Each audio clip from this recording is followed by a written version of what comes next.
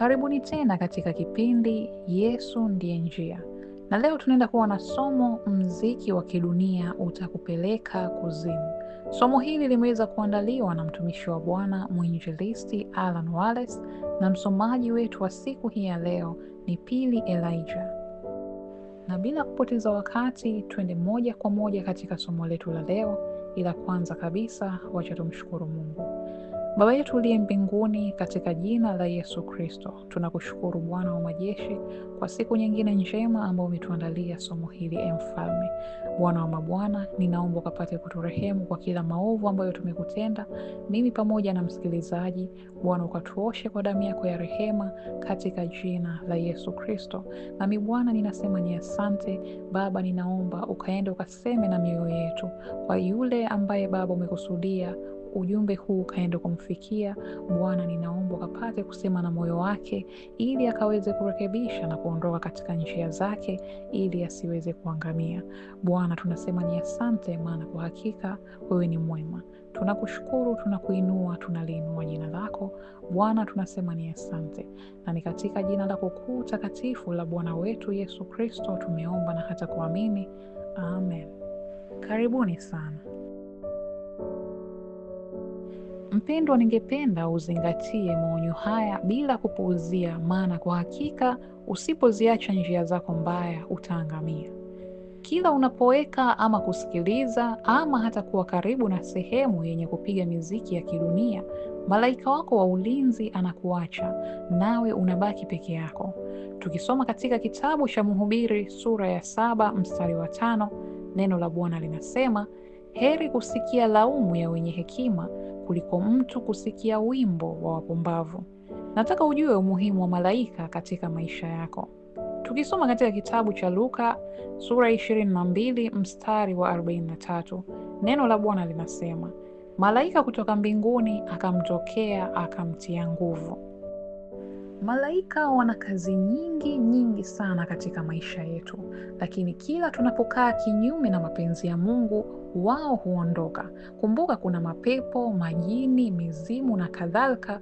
Vyote hivyo vinatafuta kuondoa uhai wako ili upate kufa kabla hujajua ukweli. Japo hawaonekani pia hao malaika, ila wao ndio wanaotusaidia kupambana na shetani na mapepo wake. Tukisoma katika kitabu cha Wafalme wa Pili sura ya 6 mstari wa 17 hadi 18, neno la Bwana linasema, Elisha akaomba akasema, Bwana nakusihi, mfumbue macho yake apate kuona. Bwana akamfumbua macho yake yule mtumishi, naye akaona, na tazama, kile kilima kilikuwa kimejaa farasi na magari ya moto yaliyomzunguka Elisha pande zote. Na walipomteremkia, Elisha akamwomba Bwana akasema, uwapige na kusihi watu hawa kwa upofu. Akawapiga kwa upofu sawasawa na neno la Elisha. Waliokuwa na magari ya moto wakimzunguka mtu wa Mungu walikuwa ni malaika wa Bwana, ni kama waliomchukua Eliya. Katika kitabu cha Wafalme wa Pili sura ya 2 mstari wa 11, ambapo neno la Bwana linasema, ikawa walipokuwa wakiendelea mbele na kuongea, tazama, kukatokea gari la moto na farasi wa moto, likawatenga wale wawili, naye Eliya akapanda mbinguni kwa upepo wa kisulisuli. Mpendwa, elewa jambo hili. Kuanzia leo unapojua ukweli huu, kila unapokuwa unasikiliza nyimbo za kidunia, iwe umeweka wewe au upo katika mazingira tu yanayopiga miziki ya kidunia, malaika anayekulinda anakuacha, unabaki peke yako. Ukisoma katika kitabu cha Amosi sura ya 5 mstari wa 23, neno la Bwana linasema, niondoleeni kelele za nyimbo zenu, kwa maana sitaki kuzisikia sauti za vinanda vyenu.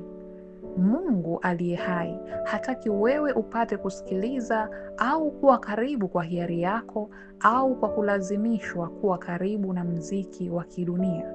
Ukisoma katika kitabu cha Amosi sura ya 6 mstari wa 5, neno la Bwana linasema, ninyi mnaoimba nyimbo za upuzi pamoja na sauti ya vinanda na kujifanyizia vinanda vya namna nyingi kama vile Daudi. Wewe ni mtu uliyempokea Kristo. Nyimbo ambazo hazimtukuzi Mungu wako ni machukizo kwa Mungu. Badilika sasa, kwa maana wewe ni kiumbe kipya. Tukisoma katika kitabu cha Wakorintho wa pili sura ya 5 mstari wa 17, neno la Bwana linasema, hata imekuwa mtu akiwa ndani ya Kristo amekuwa kiumbe kipya, ya kale yamepita, yamekuwa mapya. Unadhani wanakutengenezea nyimbo wewe uburudike uingie mbinguni? Hapana, wanachotaka ni wewe ujiburudishe, ufe, uende motoni Jehanamu, ukateketee milele na milele yote. Tutamalizia katika kitabu cha Wakorintho wa kwanza sura ya 10 mstari wa 20 hadi 21, ambapo neno la Bwana linasema, sivyo, lakini vitu vile wavitoavyo sadaka wavitoa kwa mashetani, wala si kwa Mungu. Nami sipendi ninyi kushirikiana na mashetani. Hamwezi kunywea kikombe cha Bwana na kikombe cha mashetani. Hamwezi kushirikiana katika meza ya Bwana na katika meza ya mashetani. Nenda leo hii katika chumba chako cha ndani, ingia, fanya toba ya kweli mbele za Mungu, maana nakwambia ukweli, mziki wa kidunia unapopigwa ndani ya malango yako ni machukizo mbele za Mungu. Tubu na anza upya siku hii ya leo, kabla ya Yesu Kristo wa Nazareti hajaondoa pumzi yake ndani yako na ukaangamia milele yote. Anza upya siku hii ya leo. Amina. Na huo ndio mwisho wa somo letu la siku hii ya leo. Hapa ni kipindi Yesu Ndiye Njia. Endelea kutufuatilia kupata mafundisho mbalimbali ya kukulia wokovu na jinsi ya kuwa na uhusiano wa ndani hata zaidi na Bwana wetu Yesu Kristo, huku tukiendelea kujiandaa kumlaki, maana kwa hakika kila dakika inakimbia, wakati umeisha na Bwana Yesu yuko malangoni anarejea. Na pia iwapo ungependa kuwasiliana na mtumishi wa Bwana mwinjilisti Alan Wallace ambaye ameweza kutubariki kwa somo hili la leo kwa mwongozo wa Roho Mtakatifu, utaweza kupata nambari yake ya simu mwisho kabisa wa kichwa cha video hii. Na pia unaweza kumfuatilia katika social media platforms mbalimbali na jina hilo hilo la mwinjilisti Alan Wallace. Na iwapo umebarikiwa na somo hili, basi usiache kushare na ndugu, jamaa na marafiki, ili pia wakaweze kujifunza na kurekebisha njia zao kabla ya muda kuisha. Pia usiache kulike video hii ili ikaweze kuwafikia watu wengine wengi. Basi endelea kutufuatilia na ninaamini utaendelea kubarikiwa sana. Shalom, shalom.